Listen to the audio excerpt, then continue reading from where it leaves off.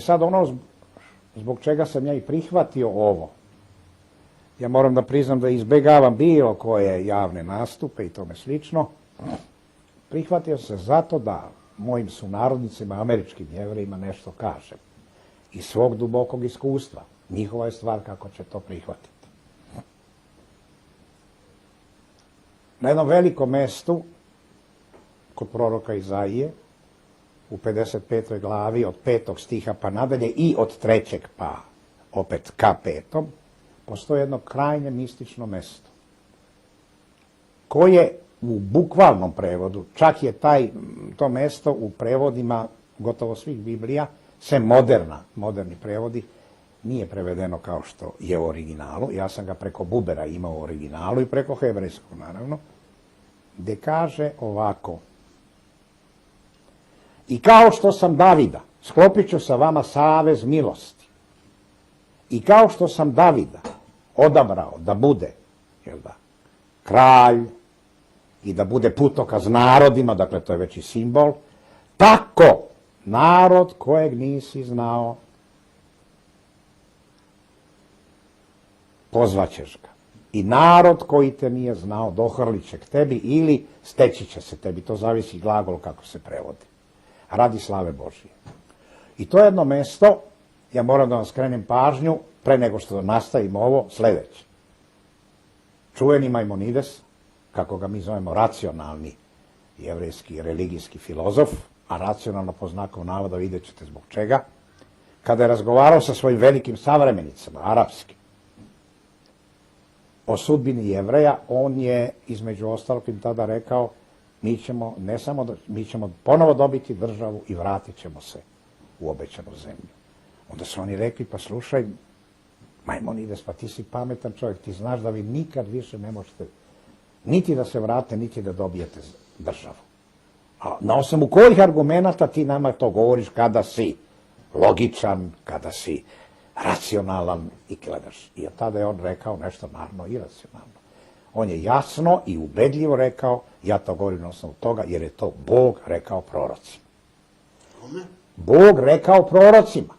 Prema tome, koliko god je on bio racionalan, ne, to je za njega aksiome. Tu nema razgovora. Kao što vidite, to je izgovoreno 800 godina pre osnivanja države Izrael. Ne samo da su se Jevreji vratili, nego su čak i državu dobili. Zašto vam to kažem? Zato što u današnjem trenutku ta proročanstva dobijaju užasno realističku, ne više samo mistični zov, nego realističan koji je jači i od svake mistike. Tako na drugom mjestu, pogotovo je to aktuelno danas, Zaharija govori o sudbini Jerusalima, pa kaže: svi narodi sveta ustaće protiv tebe, Jerusalima radi. Jer se to danas dešava u bukvalnom smislu. Od 180 i koliko Ujedinjenih naroda i nacija, 160 i tako dalje, osuđuje Izrael zbog gradnje. Prvi put se bukvalno dešava nešto što je izgovoreno pre 2500 godina. Prema tome, nije se više šaliti, nije prihvatati samo simbolično i samo nadistorijski, nego dešavaju se te simbolične nadistorijske stvari govorene, eshatološke, govorene pre 2500 godina i još više kada je u pitanju Izaija, iako je 4. Izaija otprilike 2500 godina, one se dešavaju istorijski. I zato ja sad kažem, kad citiram ovo kod Izaije, kad on kaže značajna analogija, on govori prvo: kao što sam Davida učinio, odabrao da bude predvodnik naroda i narodima, jer on je pojam veličine čovjeka koji je vladar u ime Boga, ne vladar u ime čovjeka. Tako, znači daje se ogromno, tako narod kojeg nisi poznavao, pozvaćeš, a narod koji te nije poznavao dohrlit će k tebi. Molim vas, slušajte egzegezu, stvar je užasno jasna. Ja koji ovdje živim, vam kažem, vi ne morate da mi verujete, verujte onda Rosenthalu, vašem čuvenom kolumnisti, da je srpski narod kao i jevrejski eshatološki narod. Nešto eshatološko, čudesno se nad tim narodom dešava, kao što se to dešavalo do juče i nad Izraelom. I zato je sveta dužnost svakoga od nas, Jevrejina, da shvati da smo mi sa Srbima u duhovnom srodstvu kao dva eskatološka naroda sa užasnom istom sudbinom. Jer Jasenovac srpski je ono što je naš Dahau. To se čak krije i ne zna dovoljno, ipak morate polako i to saznati. Onda biste i sve događaje koji su se sad dešavali u ovoj zemlji shvatili na sasvim jedan drugi i istinitiji način. Molim vas zato, nemojte se više uključivati u proganjanje, bar verbalno ne, Srba, jer Srbi su naša eskatološka, duhovna braća.